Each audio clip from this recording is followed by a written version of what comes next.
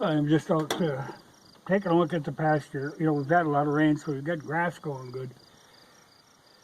But there is a lot of spurge, so I'll have to start working on that.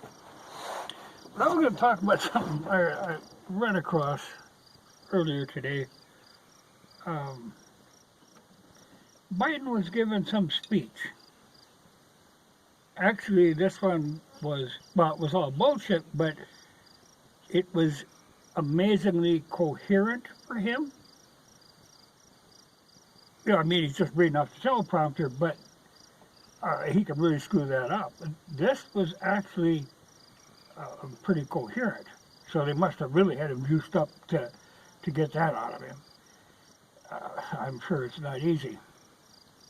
I'm sure it takes a lot of preparation. But they were saying, you know, he was saying, or whoever is writing this for him, kind of, you know, happy days are here. Like people, we've never had it so good. It seems really bizarre. I mean, I don't, you know, his theory was that people are more comfortable now than they've ever been. Well, I don't see that. I don't know where he's getting that. You know, I think it's like wishful thinking, but I see a lot of people who are very concerned and very anxious. Though there's a point in here where they just despair and say, "Ah, you know, what happens happens. Ain't nothing I can do about it." You know, until we get those clowns out of there. But that was a pretty bizarre thing to say. You know, the attitude. Like I say, maybe it was just wishful thinking, but I don't see that. I mean, I don't talk to a lot of people, but I don't think people are all that enthused about the way things are going. So I don't think people are comfortable. Well, I guess you know when you talk about all these people who are on these medications to keep their anxiety down, I guess if you want to call them comfortable, because there's a lot of them.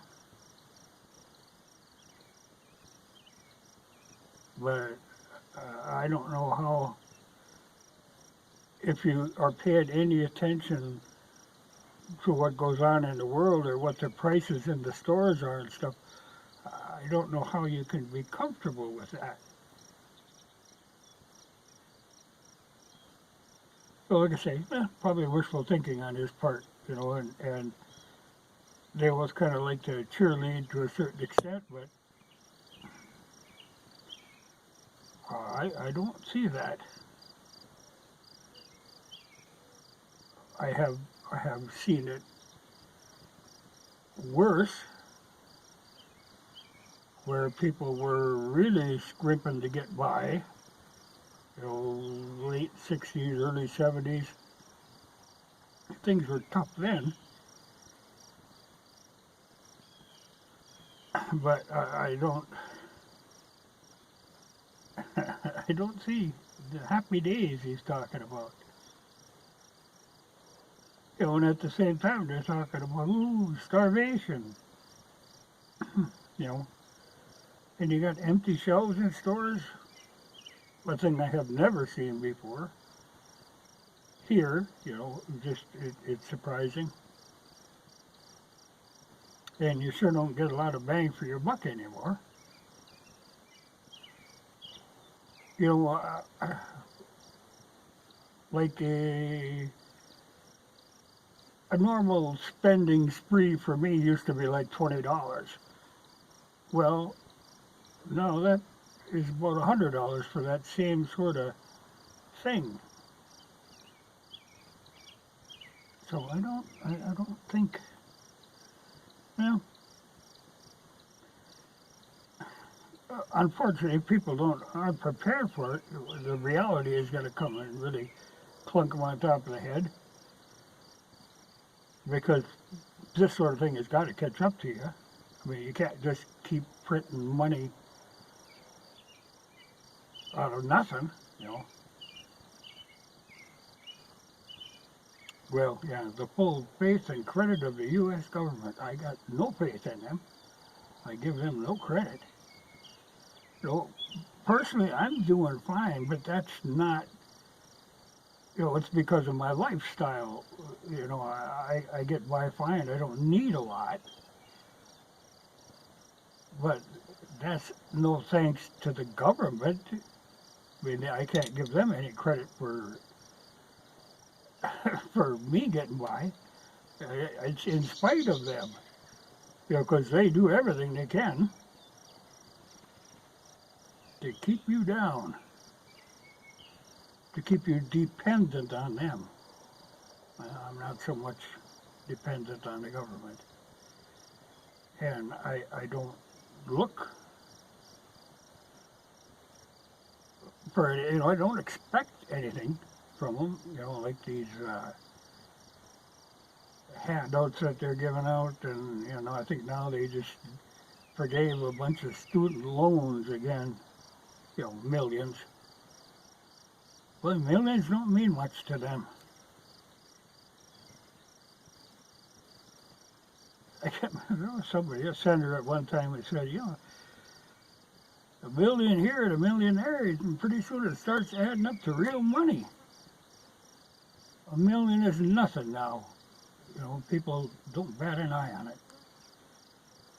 It's got to be in billions or trillions. Then they're talking something they can really sink their teeth into. When you get into the trillions, that's their language. And to me, if I got $100 bill, I got clear sailing.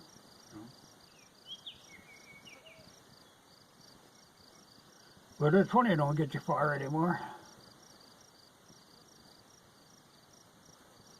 Well, even, I don't burn a lot of gas, but when I put in gas, even in like the motorcycle, I know I filled it up the one day, it was like $6, and I thought, boy,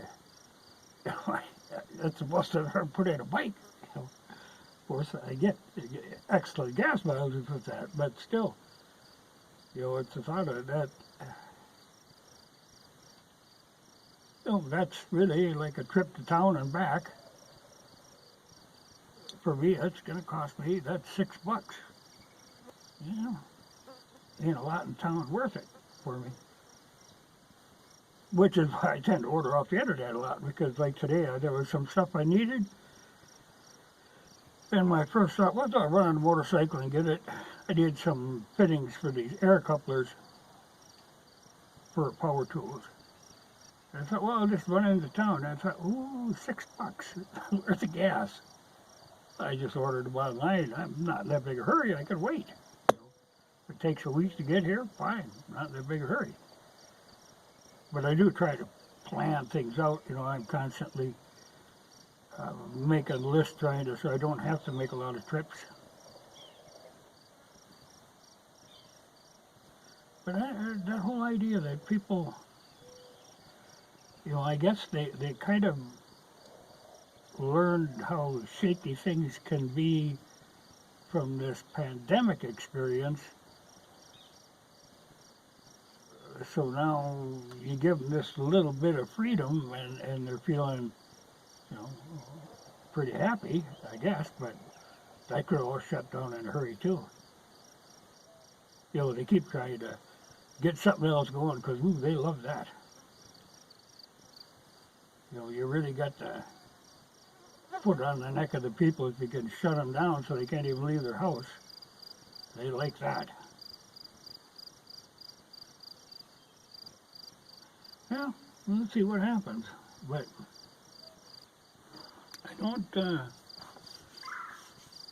I can't see it working out well, so I'm planning for that. Of course, I always tend to plan for things to go badly. Not that I am that pessimistic of an attitude. It's just they're realistically looking at what's going on does not look promising. Oh well. Now I know I gotta get out and get at the spurge. But that's a nuisance. That's one of them European things that we got in wheat from Europe. That's where the spurge came from. Never used to be here. Now it's all over.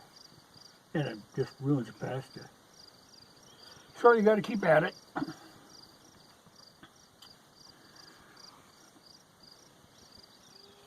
But I do have some spray on hand.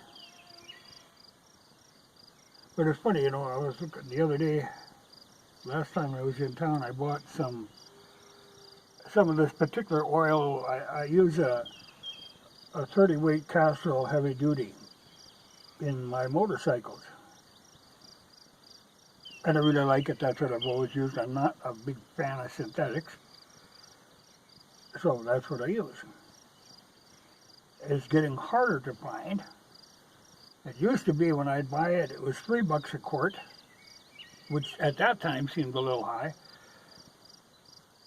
And then it gradually went up to $6. Well, now it's $9 a quart, and I only know of one store where I can get it, and I bought them out of every quart that they had. I don't know that they'll get any back in. And it's one of them things I can't even find online, so I don't know where the store is getting it.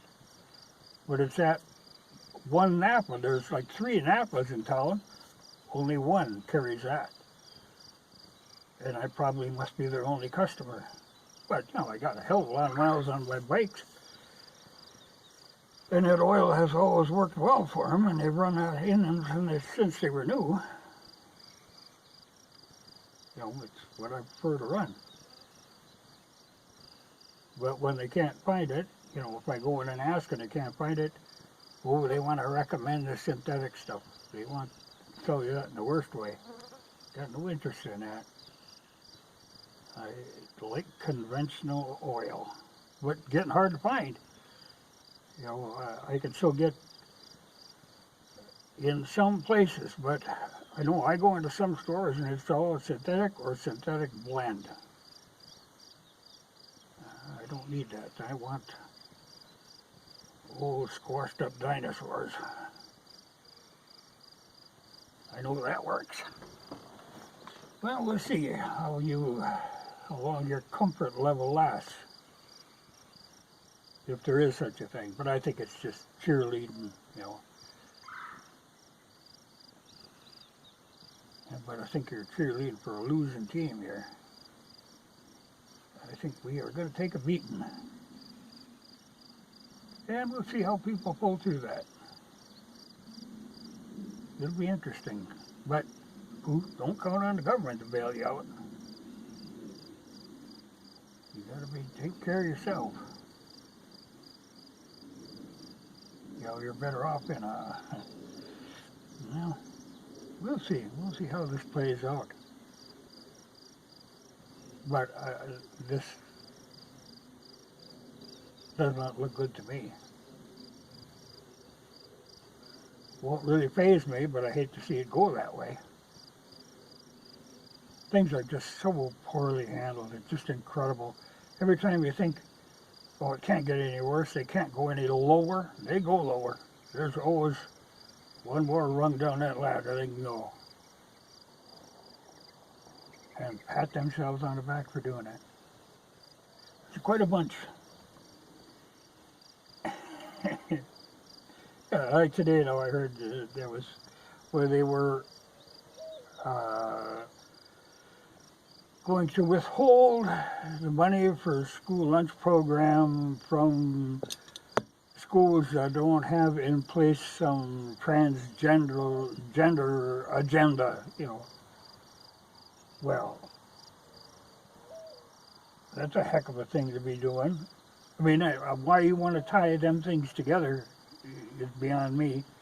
You know, they're always looking for some way to get their foot in the door, but I don't like the idea that you're spending your money is going to support that school lunch program, and then they're withholding it for any weird, freakish reason they wanna. That's a hell of a thing to have over you all the time. But they do that with highway funding, and it's always that sort of thing. There's some pushback, but it's just been, you get beat time after time after time. People kind of just finally just hope it'll end sometime. That sometime we'll get somebody in there who can try to straighten some of this nonsense out. But that's going to be a tough pull, because, like I say, it's getting tough now, and I can't see it getting better. I can see it getting a lot worse. The potential is there. So we'll see how it goes.